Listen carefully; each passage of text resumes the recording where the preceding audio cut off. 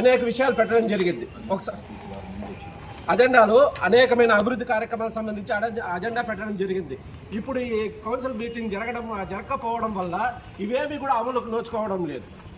అలాగే budget meeting కూడా ఉంది. ఈరోజు 2 మీటింగ్లు ఉంది. ఒకటి బడ్జెట్ మీటింగు, ఇంకొకటి అభివృద్ధి కార్యక్రమాల గురించి మీటింగు.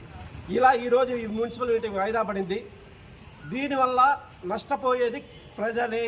ఫైనల్గా నష్టపోయేది పలమనేరు మున్సిపాలిటీలో ఉన్న ప్రజలే. వారికి ఎటువంటి అభివృద్ధి కార్యక్రమాలు జరగకపోవడం వల్ల దయచేసి ఇక్కడ రాజకీయాలకు ఏం లేదు. మేమందరం కూడా అందరికీ సహాయ సహకారాలు అందిస్తూ మా వంతు ప్రయత్నాలు మేము చేసుకుంటూ ఎవరికి ఎటువంటి అధికారులకు కానీ కౌన్సిల్ బాడీకి కానీ మా టీడీపీ తరపు నుంచి ఎవరికి ఎటువంటి ఆటంకాలు లేకుండా మేము అన్ని సహాయ సహకారాలు చేసుకుంటూ వస్తామంటే లాస్ట్కి ఇలా కూడా మున్సిపల్ మీటింగ్ జరగకుండా చేసుకుంటామంటే పలమనేరు ఎప్పుడు అభివృద్ధి చెందుతుందని మేము ప్రశ్నిస్తూ ఉన్నాం. దయచేసి దీనికి వాళ్ళందరూ కూడా ఆన్సర్ ఇవ్వాల్సిందిగా కోరుకుంటా ఉన్నాం.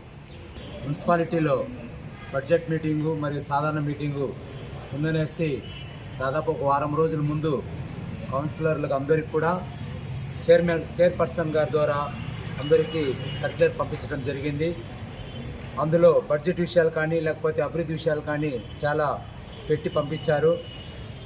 మేము కూడా ఎన్నో ఆశలతో ఈరోజు మీటింగ్లో వాళ్ళ వార్డుల్లో ఏం సమస్యలు ఉందో సభ దృష్టికి తీసుకొచ్చి అంటే కౌన్సిల్ దృష్టికి తీసుకొచ్చి అవన్నీ కూడా పరిష్కరించే విధంగా మన గౌరవ ఎమ్మెల్యే గారి దృష్టికి కొన్ని తీసుకెళ్ళాము గతంలో.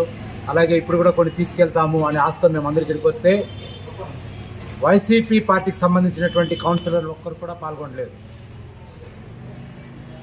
వాళ్ళు ఎందుకు పాల్గొనలేదు అనేది మాకు తెలియదు, కానీ కాకపోతే కొన్ని గాలి వార్తలు మాకు వినిపించాయి. గాలి వార్తలు కాదు, కొన్ని విషయాలు మాకు తెలిసింది.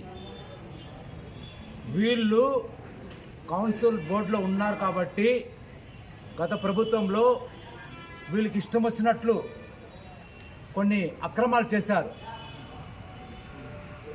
వాళ్ళకే జగడం వచ్చింది. ఇప్పుడు ఏమంటే అక్రమంగా కొన్ని రూమ్స్ కట్టుకున్నారు, అక్రమంగా కొన్ని ఇండ్లు కట్టుకున్నారు, అక్రమంగా కొన్ని కబ్జాలు చేశారు. ఇట్లా అనేక చేసుకొని ఉదాహరణకి దొంగలు కొట్టుకుంటే ఎట్లుంటుందో అలాగే ఉంది ఈరోజు పరిస్థితి. ఎందుకంటే వీళ్ళు భాగం పెట్టుకున్న దాంట్లో వీళ్ళకి గలాటాలు వచ్చినట్లుంది. అందుకని ఒకరిపైన ఒకరు పోటేసుకొని ఈరోజు ప్రభుత్వ కల్పించినటువంటి ఈ యొక్క అవకాశాన్ని వాళ్ళు సద్వినియోగం చేసుకోకుండా ప్రజలకు ఏదైతే అవసరమో దాన్ని చేయకుండా ఇట్లా దుర్వినియోగం చేస్తున్నారు. ఈరోజు అన్ని డిపార్ట్మెంట్కి సంబంధించినటువంటి అధికారులు వచ్చారు, హాస్పిటల్లో ఉండే డాక్టర్స్కి వచ్చారు, రెవెన్యూ వాళ్ళు వచ్చారు, ఫారెస్ట్ వాళ్ళు వచ్చారు, శానిటరీ అందరూ కూడా వచ్చారు, పోలీస్ డిపార్ట్మెంట్ వచ్చారు. అంటే వాళ్ళ పనులు ఎన్ని ఉన్నా కానీ వదిలేసి ఇక్కడ కౌన్సిల్ మీటింగ్ జరిగితే కంపల్సరీ రావాలనే ఉద్దేశంతో వస్తే ఈరోజు వాళ్ళు ఒక్కరు కూడా లేదు. దయచేసి ప్రజలందరూ కూడా ఆలోచన చేయండి. ఈ వైసీపీ నాయకుల్ని గతంలో అంటే ఒకటి వీళ్ళని మాత్రం మీరు గెలిపించినారనేది తప్పు. ఎవరిని? వైసీపీ కౌన్సిలర్స్ని. వాళ్ళు కనిపించలా. వాళ్ళు ఏదో అధికారులు లేకపోతే ఎలకదయతోనో ఏదో గెలిచారు, తూతమంతరంగా వాళ్ళు ఈ విధంగా రాకుండా ఎస్కేప్ అవుతూ ఉన్నారు. మేము మళ్ళీ ఆలోచన చేస్తే వీళ్ళకే కదా ఆ రోగం. ఎందుకంటే ప్రజలకి బాధ్యత కలిగి ఉండరు వీళ్ళు. ఎందుకంటే వీళ్ళు నాయకుడు కూడా అలాగే ఉన్నారు. 11 మంది ఎమ్మెల్యేలు ఈరోజు అసెంబ్లీకి పోవట్లే. అసెంబ్లీకే పోలేదు, ఇక్కడికి వస్తే ఎంత రాకపోతే ఎంత. కాబట్టి ప్రజలందరూ కూడా ఆలోచన చేయండి. రాబోయే రోజుల్లో మళ్ళీ ఎలక్షన్స్ వస్తుంది, మళ్ళీ వేషాలు వేసుకొని వస్తారు వీళ్ళు. మేము అది చేస్తాం ఇది చేస్తామని. వాళ్ళు ఏం చేయరు. ఇలాగే ప్రజల సొమ్ముని ప్రభుత్వం సొమ్ముని దుర్వినియోగం చేస్తారు. కాబట్టి రాబోయే రోజుల్లో మీరు కేవలం కూటమి ప్రభుత్వాన్ని మాత్రమే ఆదరించండి. ఈ వైసీపీ వాళ్ళకి ఓట్లేస్తే ఇట్లా వేస్ట్ అవుతుందనేసి తెలుసుకోమని ఈ సందర్భంలో కోరుకుంటూ అమర్నాథ్ రెడ్డి గారిని మీరు బలపరచండి.